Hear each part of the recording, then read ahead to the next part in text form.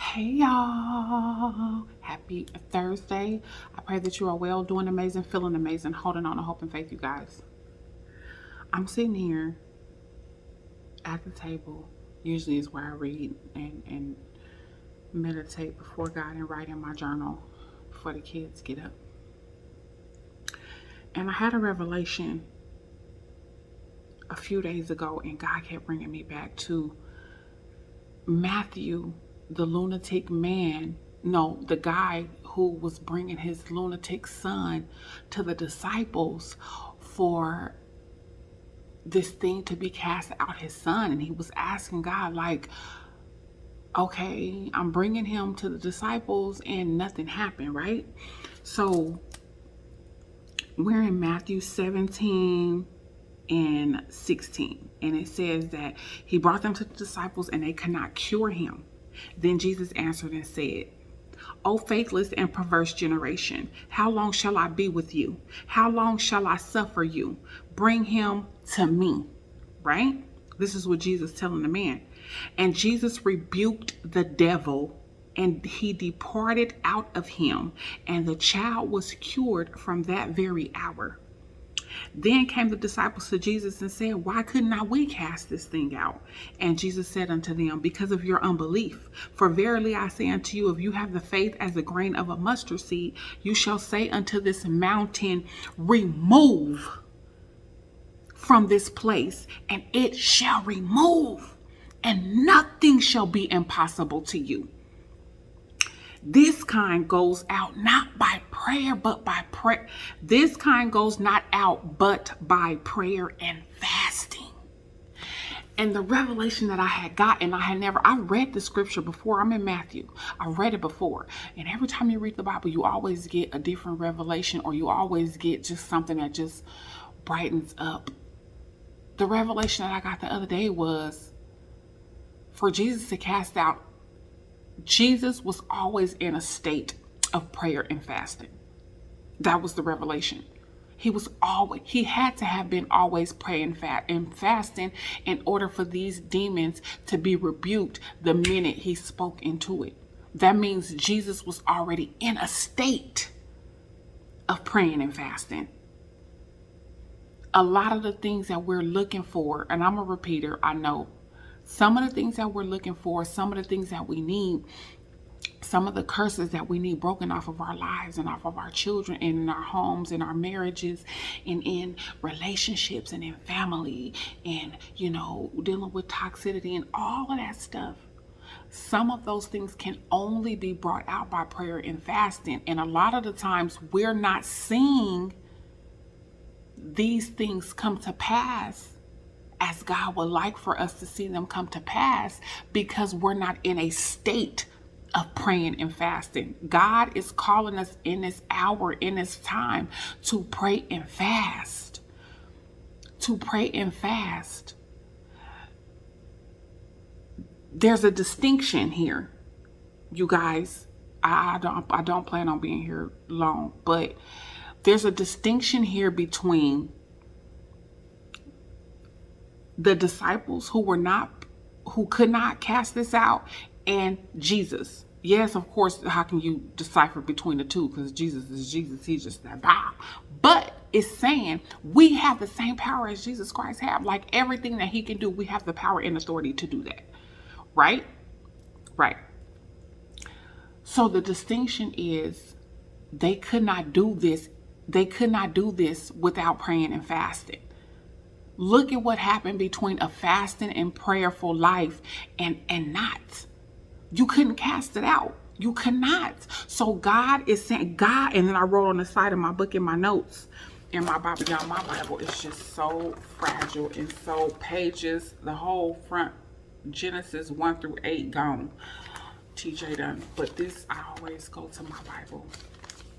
On the side, I wrote a little note here that said Jesus was always praying and fasting. He was always praying and fasting. That's how he was always instantly able to heal, instantly able to set free, instantly able to deliver, because only these kind come out by prayer and fasting. These kind came out by prayer and fasting. Sometimes, yes, we had to do something. He would ask, do you want to be healed? Do you want to be made whole? Yes, of course, in those instances. But I'm talking about living a life of prayer and fasting. Living a life of prayer and fasting. You have to live a life of fasting and prayer. You have to. You have to. It's not maybe, it's not sometimes, it's not. You have to get into the habit of praying and fasting in order for these things to be loosed. You have to. He was in a state, okay, to bring him to Jesus. Boom. Boom. Jesus rebuked the devil and he departed.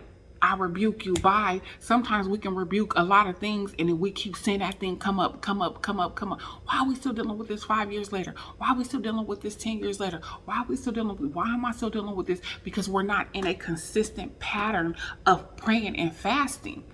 You have to pray and fast. God is calling us to pray and fast in this hour with everything that is going on, with everything that we are seeing, with everything that is happening with these babies, with everything that are happening in the kingdom with these men and leaders and heads of households. I mean, Satan got a plan, baby. But God's plan is greater. The distinction is a life of prayer and fasting and a life that is not of prayer and fasting. We cannot rebuke and depart if we are not. Some things we just can't. So if there's some things that you're looking for from God, and if there's some things you need him to move on your behalf financially, if you need him to move on your behalf, in your family, with a sickness, with your child, there are some things that I am looking for from God. There are some things that I am asking. There are some things that I know that I believe that God is going to do for me because his word says so. His word says so. And if you live a life inconsistent with prayer and fasting, what is it saying? What is it saying? What is it saying? If you have the faith as a grain of a mustard seed, you shall say unto this mountain, remove from this place, and it shall remove, and nothing shall be impossible unto you. Nothing shall be impossible to you. But then it goes on to say, these kind goes not out but by prayer and fasting. So yes, speak to that thing and that mountain shall be removed. But not all mountains will not be removed just by prayer. Not all mountains will not be removed just with prayer. Not all mountains will not be removed just by you thinking and believing that they will. No, there's something else he is asking us to do. And nothing shall be impossible unto you. Howbeit this kind goes not out but by prayer and fasting. You have to live a life of prayer and fasting, my loves. In order for me to be completely set free from food addiction, completely set free from laziness and gluttony and idolatry and any other things that are unpleasing unto God in my life that I am deal with or still come up against at times, you have to live a life of prayer and fasting. And that is, you decide with God what that life of prayer and fasting looks like. If it's 2 meals a day, if it's only water until 12, if it's only, get into the habit, finding out what that is, finding out what that looks like for you and your own personal situation. Go to God and figure out, Lord, how do you want me to pray? How do you want me to fast? How do you want me to fast? What is it on your heart that you would like for me to seek? Right now, for me, mine is for mourning, people who are mourning, people who have lost babies and childs, and y'all, I weep, baby. But yeah, how does he want you to fast? Do he want you to do a Daniel fast? Are you supposed to do only fruits and vegetables for the next 30 days, for the next 3 days, for the next, however it be? But get into the habit of living a constant life of prayer and fasting so that this can be our result. So that if somebody says, Shontera, I'm bringing you my child. We have been believing God for 30 days. We have been believing God for 2 months. We have been believing God. We have been believing God. We have been believing God. When I was in that hospital in Madeira, I was living a life of prayer and fasting. I was living a life with a prayer and fasting for my baby. And God moved that mountain because there was only certain things that could only be moved through prayer and fasting. And I want to be able to, if anyone comes to me, I want to be able to cast that out and rebuke that in my kids, in my home, in my relationships, in my spouses to come, in any situation. Live a life of prayer and fasting. Get into the habit of living a life of prayer and fasting so that we can have everything God is calling us to have, so that we can be able to rebuke and look, be gone, be gone, be gone, because there is nothing impossible because I live a life of prayer and fasting. And that is what the word is saying. This is Matthew 17 verses 16 through 21.